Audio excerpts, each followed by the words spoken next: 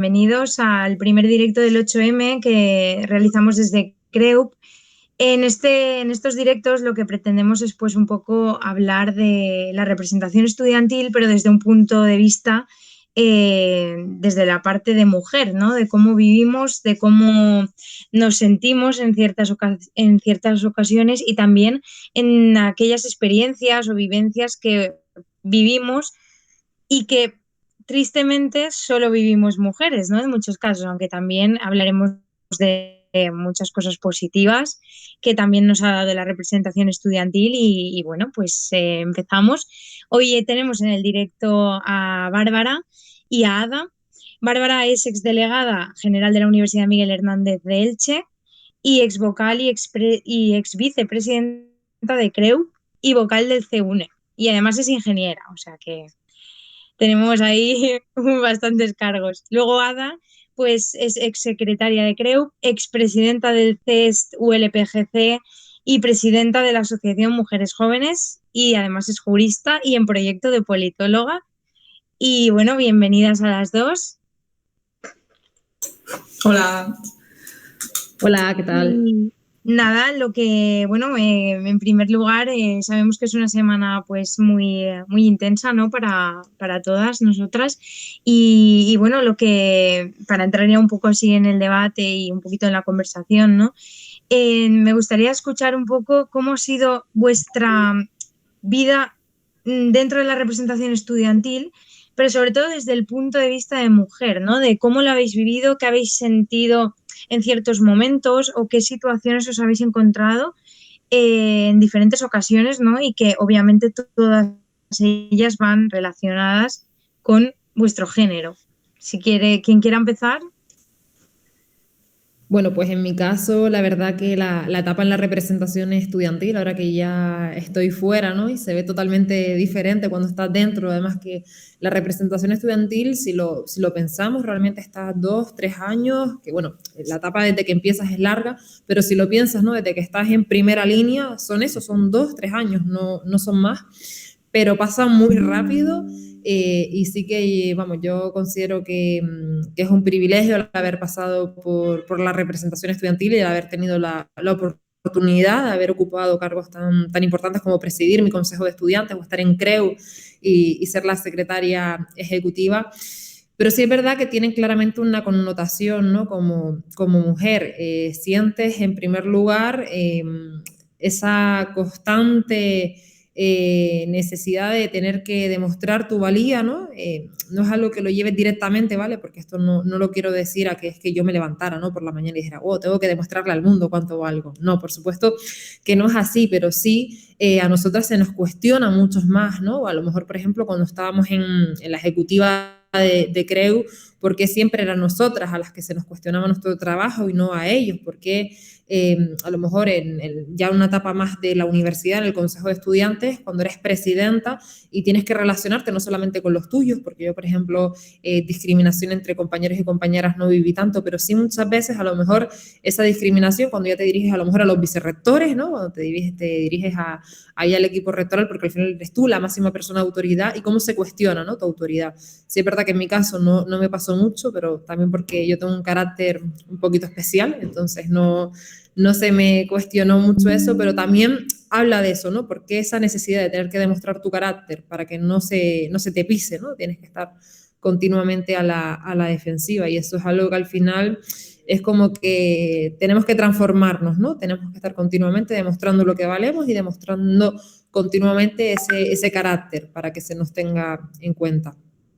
Sí, además es algo que hablaba con Bárbara, ¿no? De que el tema del carácter, o sea, cuando eres una persona y concretamente una mujer con un carácter fuerte, muy que a veces incluso puede ser cortante y tal, es como que incluso molesta, ¿no? Es como no pueden tener ese carácter, tienen que ser más dulces, tienen que decir las cosas más dulcemente y es como este es mi carácter y también hay hombres que tienen este carácter y esto no debería ser un problema, es simplemente mi forma de ser y de expresarme, ¿no?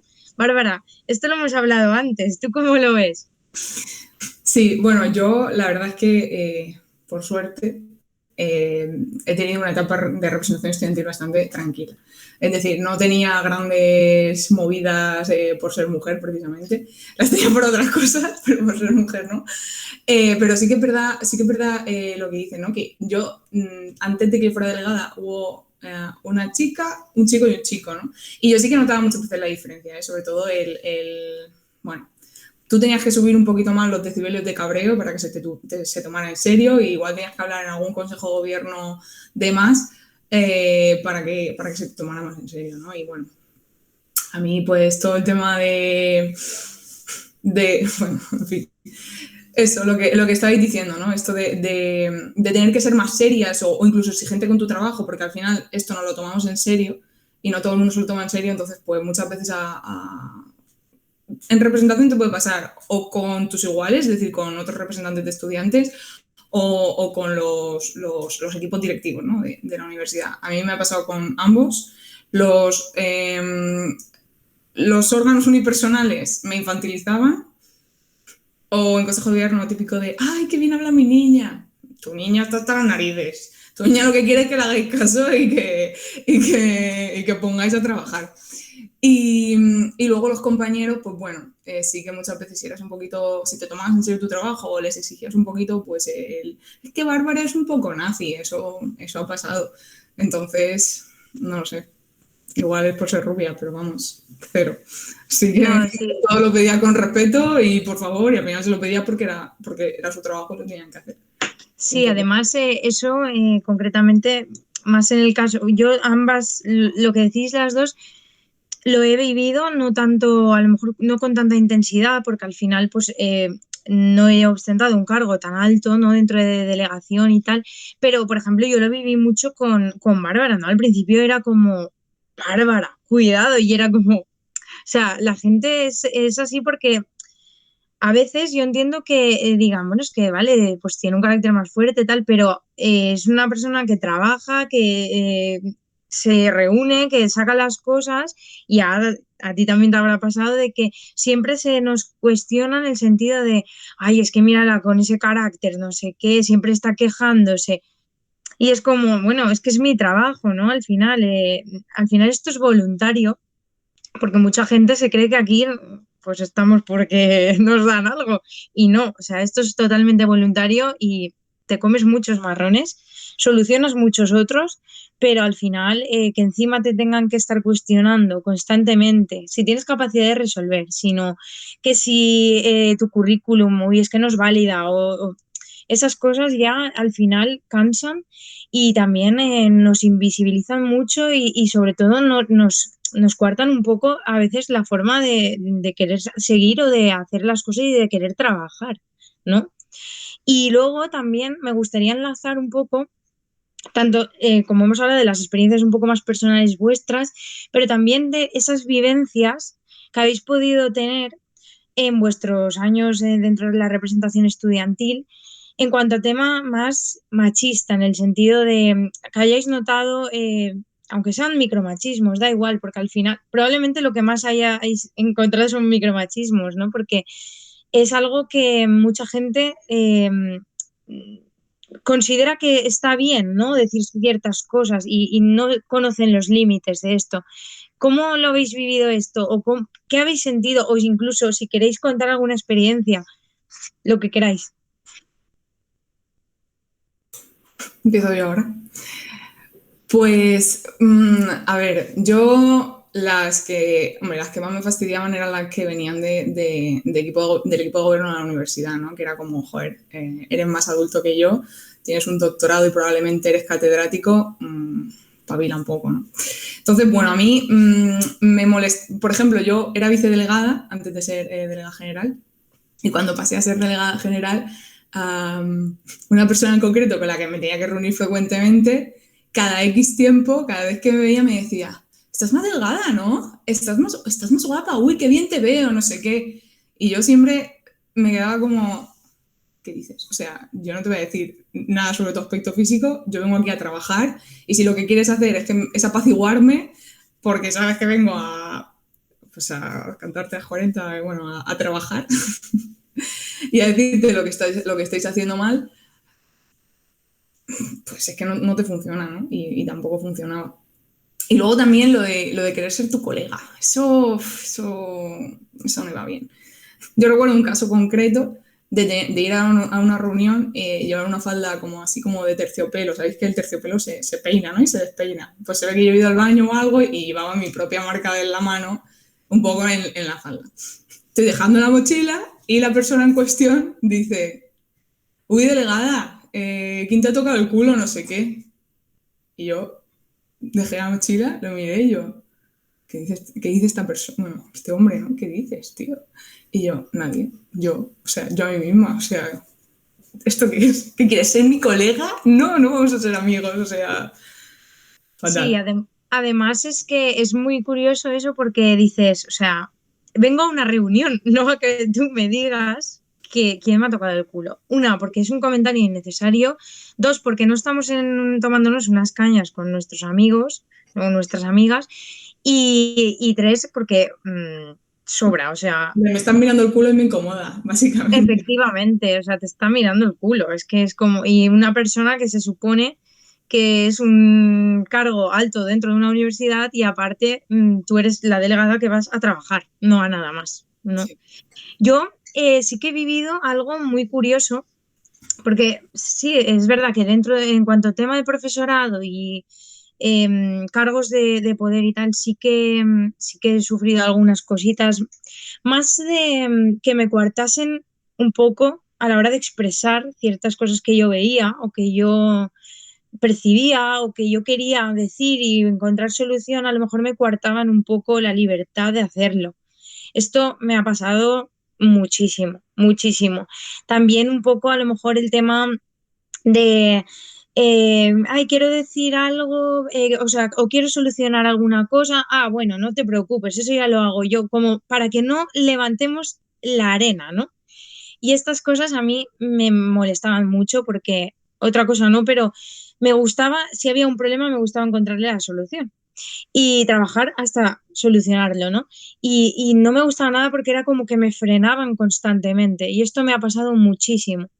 Y luego otra cosa que me gustaría comentar, y ya es más a nivel de compañerismo, dentro de tanto delegación como asociaciones, tal, el cuestionar si soy capaz o no de llevar cierto cargo. O sea, eso me ha pasado y me ha pasado con compañeros y con compañeras. O sea, incluso compañeras que me hayan cuestionado mi propio currículum.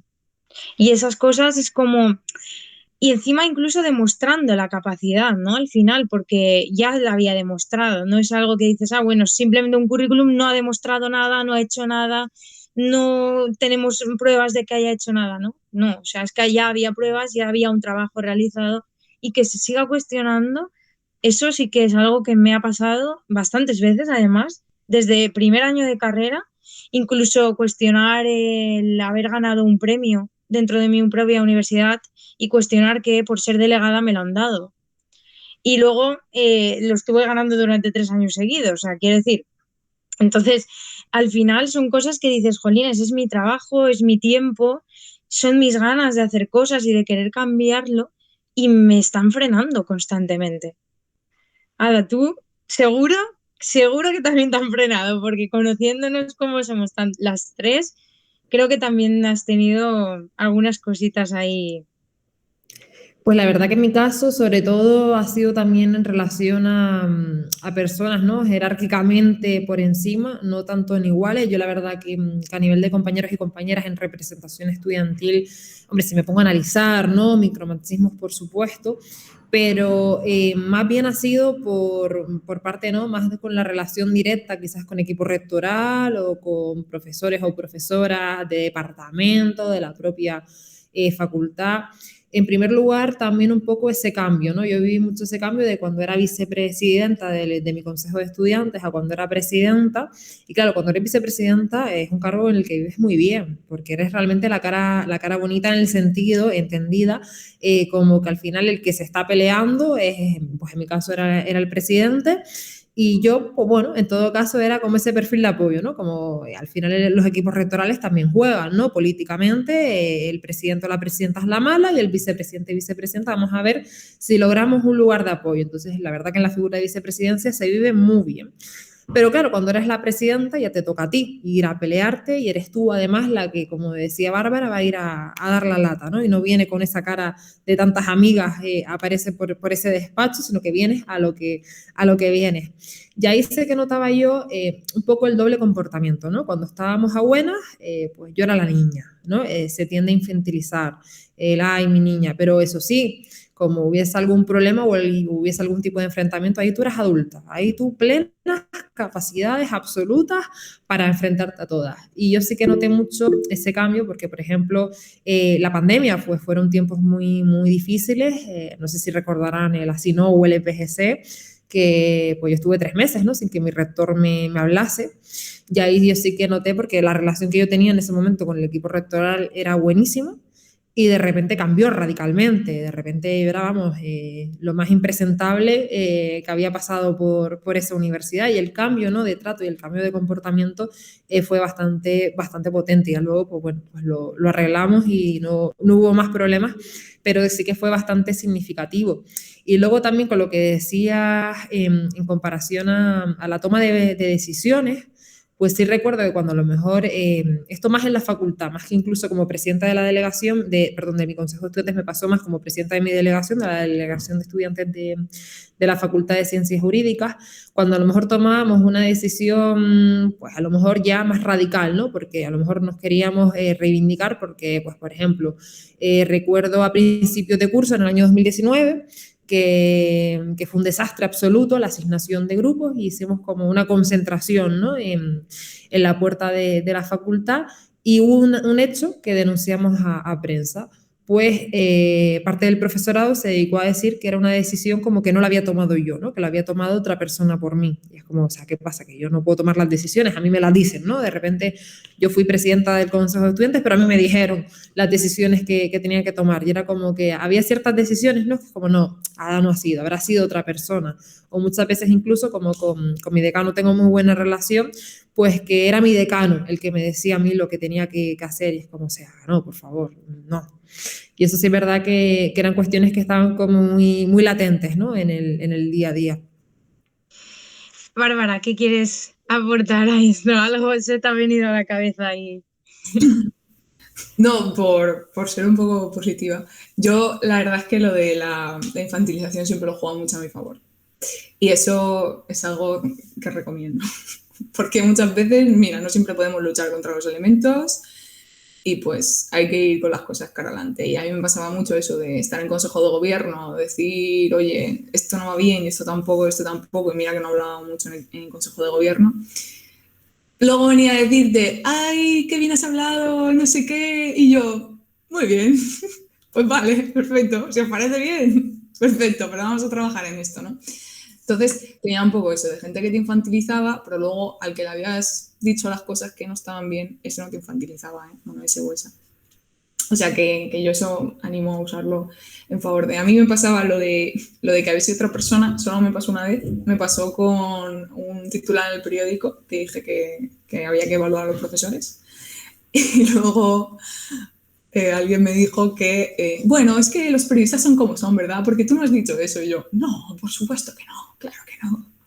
Vengo aquí a saludarte a ti, ¿no? Además, esto de que, esto no lo has hecho tú, ¿no? Esto a mí también me pasó de que tenía una clase un poco movida y bueno, pues sí que es verdad que era una clase muy reivindicativa y sacaban cosas pues un poco a la luz, muchas veces falsas y otras pues a lo mejor no tan falsas, ¿no? Y me tocaba gestionar muchísimo con esa clase y ese profesorado, o bueno, en este caso ese equipo directivo, ¿no? Y porque que consideraban que lo promovía yo, ¿sabes? Era como, y yo, bueno, ¿sabes? No tengo otra faena que empezar a poner a hacer cuentas de Facebook y cosas de estas como para lo típico del informe, ¿sabes? Y estas cosas siempre era como, seguro que es ella, porque como siempre viene y nos da caña, ¿no? O sea, yo la caña que tengo que dar la doy en una reunión, con papeles, haciendo instancias, o sea, que al final era todo tan tan ridículo y era como que se utilizaba siempre todo muy para como cuestionar siempre el trabajo, ¿no? de una persona. Hablando de un poco de estas cosas, ¿no? Y del tema de la invisibilidad y tal, también me gustaría que hablásemos un poco de la invisibilidad dentro de las universidades. En muchos casos, también es verdad que no en todas las universidades ocurre, pero sí que generalmente pasa, la invisibilidad del acoso dentro de la universidad. Es algo que no solo sufre el estudiantado, también sufre profesorado y cargos o personas que trabajan dentro de la universidad. Y a veces nos encontramos, ¿no? en que no hay información, no hay recursos, nos necesitamos como una ayuda para estas víctimas y que muchas veces incluso nos hemos encontrado de que, bueno, no sé si estáis al corriente de la publicación que se sacó en el periódico del Me Too, ¿no? de profesoras, investigadoras y catedráticas que denunciaron ciertas situaciones de acoso laboral dentro de las universidades y que muchas de ellas hablaban de que entraban en un proceso tan complicado, que no se les creía, que se les ponía en duda y todo, que al final abandonaban el puesto de trabajo, incluso con carreras excelentes y dejaban todo por no seguir aguantando eso. ¿Qué creéis cuál es el problema de base de que esto se siga invisibilizando en una institución como esta? ¿Qué creéis que se encuentra por el camino, ¿no? de obstáculos para poder conseguir dar solución? Y obviamente alguna propuesta de solución que consideréis como pues, personas que habéis estado en puestos de poder dentro de la representación estudiantil que se podrían llevar a cabo y que no se llevan o no se cumplen. Ada, si quieres, o Bárbara. Bárbara. No, yo iba a decir que yo creo que el problema está en que no, bueno, por lo menos en la UMH cuando yo estaba, no se sabe a quién se le tiene que contar este tipo de cosas. O sea, yo creo que el problema es ese. Yo recuerdo que una vez nos enteramos de una cosa porque resulta que era del mismo grado que Pepito Pérez, entonces nos llegó y la solución fue directamente nosotros decírselo al rector y ya no sabemos qué pasó. O sea, porque este tipo de cosas, o sea, no había ni una comisión ni nada, o sea, era una cosa que directamente gestionaba el rector. ¿Cómo? No lo sé, nadie lo sabe, porque era como algo que no se sabía, como, no, secreto, no vaya a pasar esto en nuestra universidad y perdamos prestigio, que no se entere nadie, esto por detrás, esto por detrás. Yo creo que el problema está ahí y la solución pues también en que pues si estas cosas pasan, pues que se visibilice y si tiene que caer algún catedrático, pues que se vaya. Sí, de hecho, hace 2, 3 semanas estuve en las formaciones de la UMH, de delegación, y estuve dando un taller antiacoso y fue una de las preguntas de si nos ocurre esto. De hecho, era un caso real, además. O sea, una delegada vino, me contó lo que estaba pasando en su clase y me dijo, ¿qué hacemos? No sabemos cómo ir en este proceso, cómo avanzar. Y yo les dije, lo primero es que todas las universidades tienen un protocolo antiacoso. Que esté mejor o esté peor es otro tema, que también desde CREUP se está trabajando en eso. Pero sí que es verdad que le dije, lo primero es mirar el protocolo. Lo segundo es acudir a la unidad de igualdad y rectorado, porque obviamente son los cargos en los que se supone que te pueden dar información y recursos. Y ya posteriormente hay una comisión donde se valora lo que ocurre con ese caso.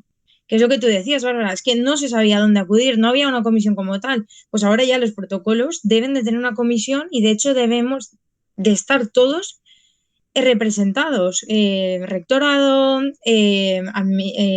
tema jurídico, representación estudiantil, o sea, el PAS, todos. O sea, al final debemos estar todas y todos ahí en esa comisión, un representante de cada, para poder tratar los temas, porque no solo pasa en estudiantado, también pasa en profesorado y además, ya lo he comentado antes, con el Me Too se ha visto, hay muchísimas mujeres que han querido dar voz a esto porque es un problema y no hay soluciones.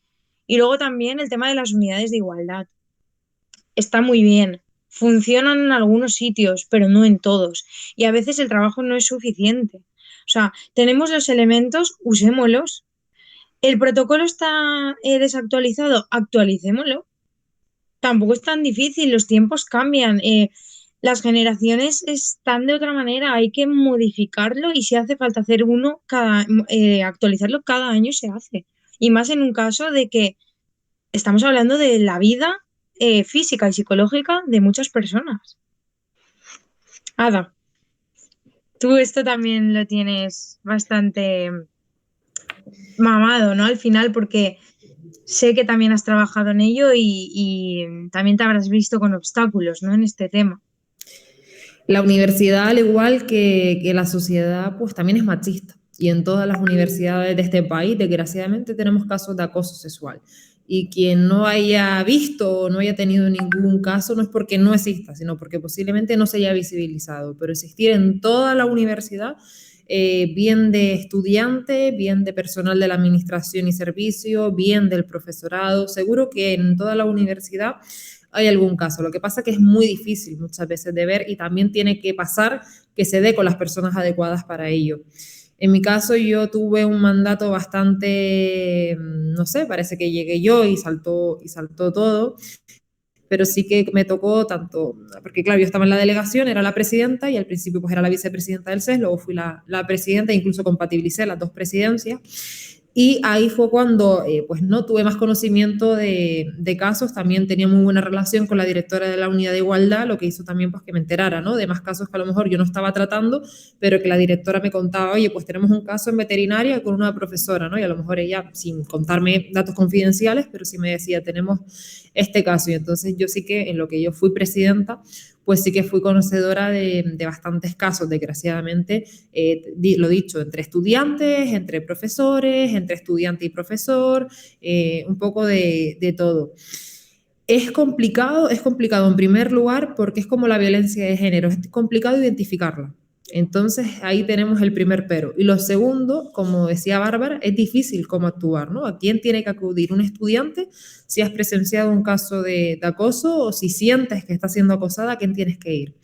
Pues tienes que acudir, evidentemente, lo suyo es que acudieras a la unidad de igualdad, lo suyo es que hubiese una comisión de igualdad, pero todavía los protocolos de acoso, que por supuesto que existen en todas las universidades públicas, pero todavía están muy limitados. Incluso una de las cosas que a mí me molestaba, por ejemplo, de la reforma de la ley de universidades, de la famosa LOSU, tan debatida, también es la parte de igualdad, ¿no? Porque nos dicen, es una ley de igualdad.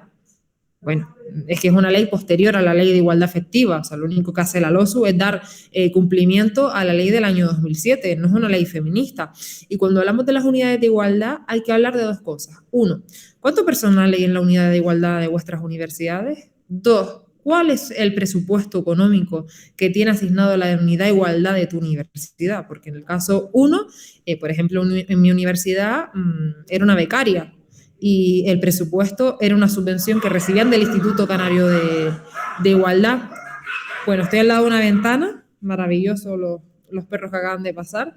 Esto y bueno, eso es algo que también tenemos que reflexionar. Y luego lo tercero, las personas que están formadas o no están formadas, porque muchas veces a mí me generaba mucha frustración, ¿no? Cuando mandabas a un estudiante y a lo mejor lo mandabas al decanato para que le asesorara y el asesoramiento que daba la decana era a lo mejor que ella a lo mejor lo hacía con toda su buena fe del mundo, ¿vale? O sea, no había ninguna voluntad de no ayudar, pero claro, una persona que no era experta y era una persona que no había estado formada. Entonces también tenemos que hablar de la formación. La formación al personal docente, investigador es fundamental y sobre todo a personas que ostentan ciertos puestos con ciertas responsabilidades. Y aquí también incluyo a la representación de estudiantil, porque evidentemente creo que no es una responsabilidad que nos debamos de cargar, ojo, esto es importante porque no somos expertos ni somos las personas que tengamos que tratarlo, pero sí que al final somos los compañeros y compañeras de esas personas, somos personas cercanas para ellos y para ellas, se van a acercar a nosotros y a nosotras y qué mínimo, ¿no? Que saber a quién tenemos que derivarles y saber identificar por lo menos cuándo hay o cuándo no hay un caso de acoso o machista y esto sí que me parece que es muy importante. Así que, ¿qué es lo que modificaría? Pues todo lo que he dicho. Sí, en cuanto a lo que comentabas, ¿no? De lo de las unidades de igualdad, es verdad, o sea, al final acudías allí a lo que fuese, o sea, a hablar de un tema, a promover algo, a querer hacer una campaña y lo que te encuentras son funcionarios y funcionarias que hacen trabajo administrativo sin más. No te encuentras una técnica o un técnico de igualdad, no te encuentras una persona, un psicólogo, por ejemplo, una figura jurista también que a lo mejor pueda dar apoyo, ¿no? Entonces, creo que están mal encaradas estas unidades de igualdad y es algo que también desde creo queremos como fomentar, ¿no? Que esas cosas se revisen, porque al final llegas allí, una, ¿cómo estás tú? Porque a lo mejor vas a denunciar un caso o vas a denunciar algo de que te ha pasado o le ha pasado a tu compañera. Dos, todos son, ay, bueno, lo tengo que mirar, ay, bueno, ya veremos, ay, bueno, ya te informo y son cosas que no pueden esperar porque no pueden esperar. Son primordiales, son lo primero que debería ir en una lista, básicamente porque corre riesgo en la vida de una persona. Y tres, si no tengo una persona formada, no me da confianza, no me abro y no cuento. Y esto es un problema, porque, y luego ya el círculo, ¿no? Final. Como yo he tenido esa experiencia, le cuento a la de al lado que la he tenido, entonces ya no vayas a la unidad de igualdad y ya no denuncia a nadie. Y esto es un problema, porque al final es un bucle en el que no solucionamos los problemas de acoso dentro de la universidad. Y esto es así. Luego también dentro de las delegaciones, a mí una posición que me parece fundamental es que uno de los cargos esté relacionado con tema de igualdad, inclusión y diversidad. Porque, y que se dedique plenamente a eso, que tú llegues a una delegación y preguntes, mira, me ha pasado esto, o necesito una puerta corredera porque voy en silla de ruedas, o necesito, yo qué sé, bueno, he sufrido un caso homófobo, me da igual.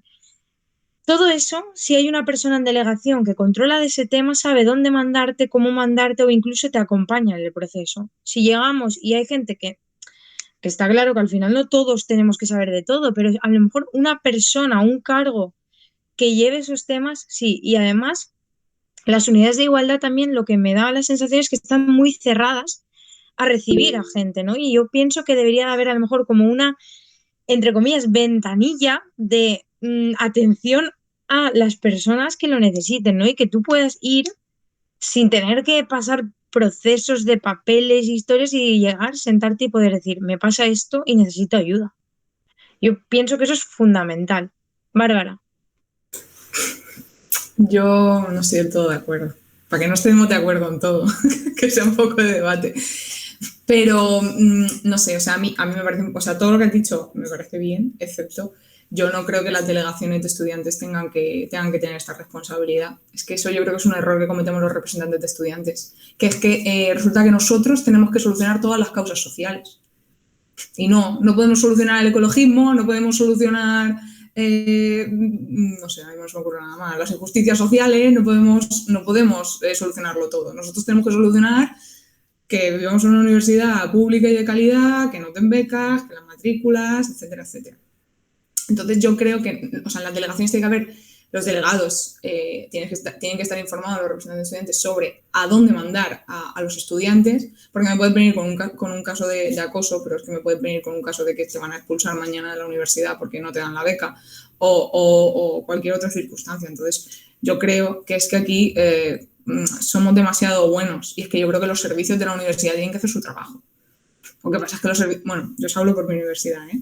Lo que pasa es que los servicios de la universidad hacen su trabajo, pero de puertas para adentro, porque sí, están todos en rectorado haciendo muchísimas cosas y yo no digo que no, pero los estudiantes no saben dónde están y no saben dónde encontrarlos. Entonces yo creo que es la universidad la que tiene que decir, a través de su promoción, decir, oigan, estudiantes, estamos aquí, pedidnos ayuda, trabajamos para la universidad y ese es el matiz, es que nosotros no trabajamos para la universidad, nosotros representamos a nuestros compañeros, pero no trabajamos para la universidad.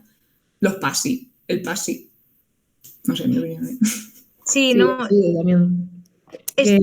Bueno, de lo que decía antes me refería un poco también a eso, ¿no? De que los representantes de estudiantes lo que sí tienen que tener es la responsabilidad de saber derivar, ¿no? De encontrarse un caso y decir, pues no tengo ni idea de lo que hay que hacer, pero sí que considero que muchas veces, por eso lo decía, ¿no? De no responsabilizaría a los representantes de eso, porque es verdad que cuando hablamos ya, a lo mejor es una tontería y perfectamente lo puede asumir la delegación, pero si hablamos de un caso de acoso, pues hay detrás una profundidad que creo que no debe encargarse una estudiante, sino que debe encargarse al final un profesional, ¿no? Un psicólogo, una psicóloga, debe estar asistida jurídicamente, y esa función pues la debería de hacer la unidad de igualdad. Y también algo importante, que es la atención psicológica a los estudiantes, que es un gran debate que siempre hemos tenido, y también el derecho a recibir atención jurídica, porque el PDI sí tiene ese derecho, pero en cambio nosotras, cuando ocurre un caso, no tiene por qué ser acoso, ¿vale? Puede ser cualquier tema que te quieras asesorar, de quiénes depende, de la buena fe de la Delegación de Estudiantes de Ciencias Jurídicas de esa universidad y de los conocimientos que buenamente esos estudiantes tengan, que pues como soy de Derecho, pues me ha pasado, pero claro, al final yo soy estudiante, no soy abogada, no me las sé todas, estoy aprendiendo todavía. Al final estás dejando en vulnerabilidad, ¿no? a tu compañero y compañera, que con toda la buena fe del mundo tú quieras ayudarle. Sí, yo estoy de acuerdo en ambas, la verdad. Lo que me refería más es a que dentro de la delegación, o sea, haya gente que sepa, lo que ha dicho Ada, ¿no? Que sepa derivar, porque a mí me pasó, o sea, a mí me ha pasado de estar en los primeros años que no conoces nada aún y decir, ¿dónde mando a esta persona? Pero, o sea, te hablo de un tema de acoso como te hablo de un tema de que, yo qué sé, las becas o las prácticas, ¿sabes? Entonces, al final es lo que decíais. Nos encontramos que no tenemos información suficiente, no está visible y no es fácil de acceder a ella. Y esto lo hablábamos también en Greum, ¿no? De decir, los protocolos, ¿por qué están tan escondidos los protocolos antiacoso? Si es algo que debería de tener todo el mundo súper fácil de encontrar. Pues en muchas universidades, yo sé que es verdad que en la UMH concretamente, que es donde yo he estudiado, estaban muy fáciles. De hecho, había una página donde estaban todos juntitos, todos. Pero hay universidades que yo los he estado analizando y nos hemos tenido que volver locas, incluso al final decir, mándamelo por correo, porque es que no lo encuentro en la web. Y esto es un problema, porque al final, si yo, persona que recibo una agresión, no tengo la información, me la callo y no lo hago y no lo denuncio.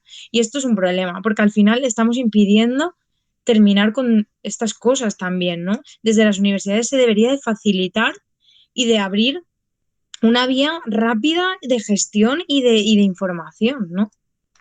No sé si queréis aportar algo más de esto, pero ya por ir cerrando el debate, suelto la última.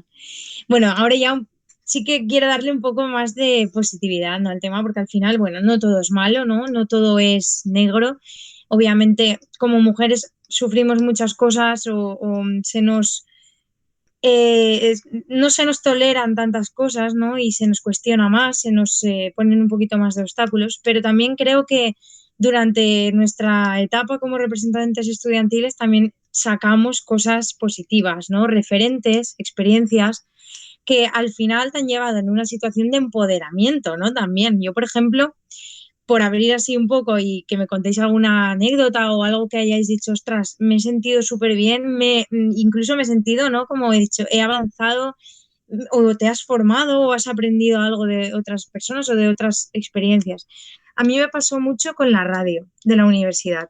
Fue una oportunidad que me dio una profesora que creyó en mí, ¿no? Y dijo, creo que puedes llevarlo con un programa que llevaba muchos años y que habían pasado muchísimas personas por ahí, que se llamaba Derribando Muros, además, o sea, fantástico.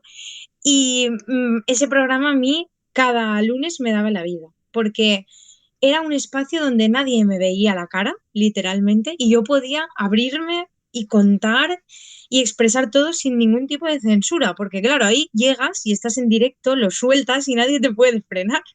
Entonces era fabuloso y era una maravilla. Y a mí eso concretamente es una de las experiencias que me han hecho aprender mucho del tema feminismo. He conocido a muchas mujeres y a muchas personas que entendían sobre este tema, personas de otros países, ¿no? De Latinoamérica sobre todo, que te traen la visión de allí, que es increíble la visión que tienen para cómo están, o sea, es increíble. Y sí que es verdad que a mí eso me aportó muchísimas experiencias buenas, vivencias y muchísimo aprendizaje. Y además es que me sentía de verdad muy empoderada porque podía ser yo sin que nadie me frenase. Y es verdad que se me dejaba, la profesora que lo coordinaba, me dejaba muchísima libertad. Hablábamos de todo, hablábamos de vientres de alquiler, hablábamos de la prostitución, hablábamos de la Constitución española, de si había que eliminarla o sea, quiero decir, se hablaba de muchísimas cosas sin ningún tipo de censura y eso me gustaba muchísimo porque era una forma de visibilizar temas que no podías hablar libremente en muchos espacios dentro de la universidad. No sé vosotras si habéis tenido alguna experiencia así también que os haya enriquecido, ¿no? Y que os hayáis sentido muy a gusto, ¿no? En el tema. Yo creo que la representación estudiantil en general, vamos, yo estoy segurísima de que no estaría donde estoy si no hubiese pasado por esta etapa tan maravillosa, que al final es una escuela de aprendizaje día tras día, y además en la que te llevas personas que son súper importantes, ¿no? Yo, por ejemplo, de aquellas personas con las que empecé, que confiaron en mí para que pues, yo poco a poco, ¿no?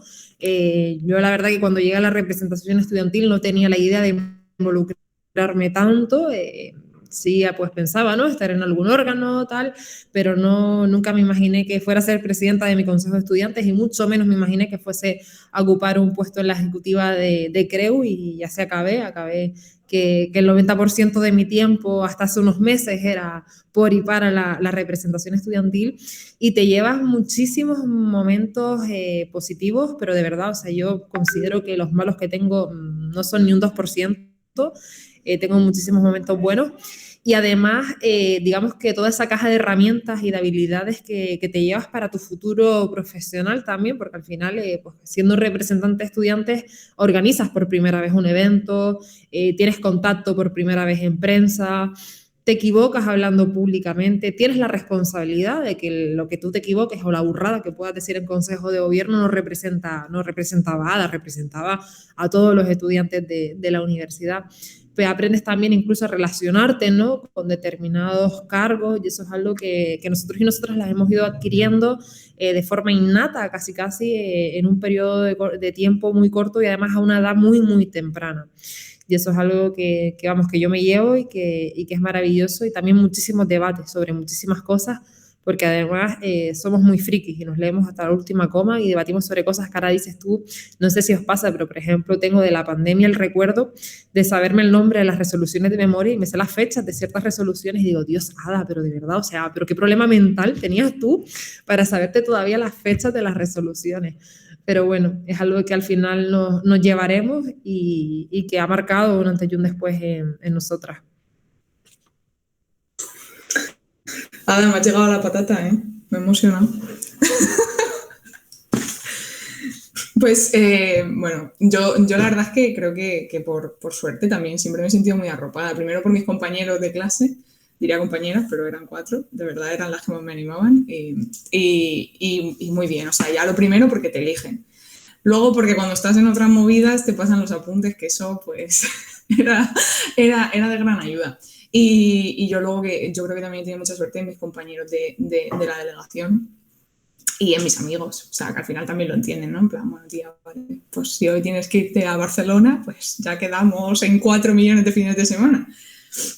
Pero bueno, sí, yo creo que eso es muy importante. Yo sí que quería comentar 2 cosas. Una, en cuanto al protocolo de acoso de CREU, que me suena que tenéis uno. Yo cuando empecé de vocal, empecé en primero... Eso era un chiste muy recurrente en mi época, bueno.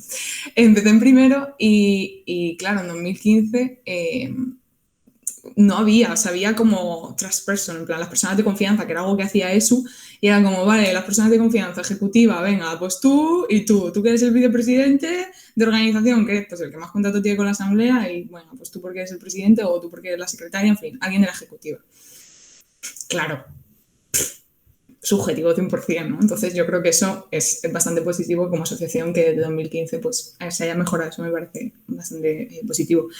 Luego yo sí que quería contar mi elección como vocal del CUNE, que yo me acuerdo ahí en un sótano de la UPM o algo así, claro, teníamos que elegir a los vocales y yo era la única chica que se presentaba. Entonces pues había mucha gente que quería que yo saliera y uno de los argumentos que se comentó fue Bárbara tiene que salir sí o sí porque tiene que haber cuota de género, porque lo dice así, creo que es el Real Decreto del Estudiante, ¿no? El que sale el reglamento del CUNE. Y Bárbara se quedó con cara de tonta 3 horas, en plan, perdón, o sea, que por esto me queréis elegir. Y nada, me acuerdo que hubo un receso antes de votar, de hecho vinieron varias compañeras de la Universidad del País Vasco, en plan, oye tía, en serio, ¿tú quieres salir por cuota de género? Y yo, no. Yo quiero salir porque llevo, y luego lo dije en la intervención, yo no quiero que nadie me vote porque tengo que cumplir un cupo, yo quiero que me votéis porque llevo 3 o 4 años currándomelo en CREU, currándomelo en mi uni y quiero estar aquí para participar. Entonces yo creo que ese tipo de cosas es importante que se digan y se reflejen. De hecho, la gente saliera más votada, o sea, porque obviamente había un trabajo detrás, ¿no? No era por cubrir cuotas. Así que creo que todo ese tipo de cosas es importante y creo que los representantes tenemos que ser conscientes de este tipo de cosas. Así que yo os mando muchos ánimos desde mi jubilación. Sí, la verdad es que en eso de lo que hablabas de la cuota de género, es verdad que en muchos momentos es muy recurrente, ¿no? Y esto es un problema, porque al final no se te está poniendo por tu capacidad, sino porque necesitan a una mujer.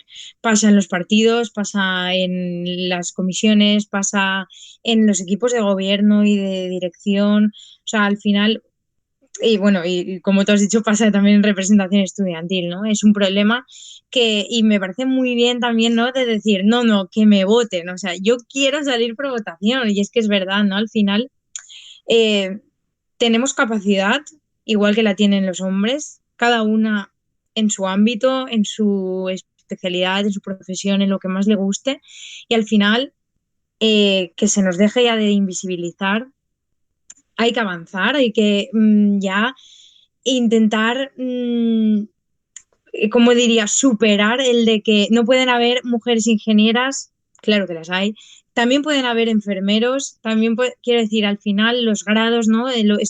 Lo típico de que los grados tienen género, o sea, no, no hay grados para mujeres, no hay grados para hombres, o sea, cada uno que haga lo que quiera, lo que sienta y lo que más le guste, ¿no? Porque al final, si nosotros mismos nos ponemos barreras, le ponemos barreras al que tenemos al lado y al final es un muro que nadie sobrepasa por miedo a, ay, a ver qué dicen si yo estudio tal, o si yo hago tal, o si yo pienso tal, ¿no?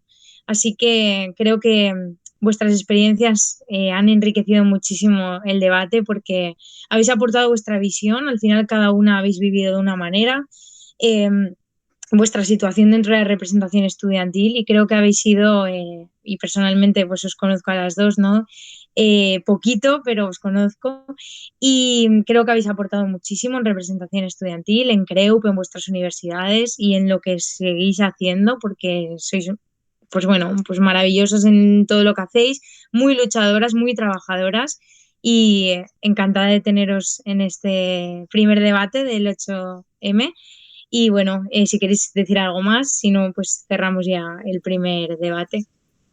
Nada, agradecerte el enorme trabajo que estás haciendo, Bea, que tuve la suerte de coincidir contigo y sé que haces un enorme trabajo que estás dando continuidad y que me alegro mucho de que además se haga, ¿no? Porque muchas veces en CREU hemos tenido igualdad, pero ahí, ¿no? Como un área de tenerla, pero no darle la verdadera importancia que se merece. Y luego, en segundo lugar, pues agradecer a CREU que se haya querido acordar de su vieja gloria y que nos haya invitado a participar hoy. Sí, yo igual, o sea, daros las gracias por hablar de esto. Yo se lo decía antes a Bea, no me sentía muy cómoda hablando de esto, la verdad es algo que no suelo hablar en público y en privado poco. Así que nada, que muchas gracias por invitarme y yo pues lanzar un mensaje a las chicas que nos veáis y que seáis representantes de estudiantes que estudiéis y luego que si de verdad queréis, pues que tiréis para adelante, que antes de vosotras ha habido muchas y que lo podéis hacer bien. Así que no os cohibáis, porque podéis. Pues bueno, muchas gracias a las dos y gracias también a quien nos esté viendo. Y bueno, nos vemos mañana a la misma hora con Andrea y con Laura, que estarán también sentadas aquí con nosotras y hablarán también de un poco de sus experiencias y de sus vivencias. Muchas gracias. Hasta luego. Hasta luego.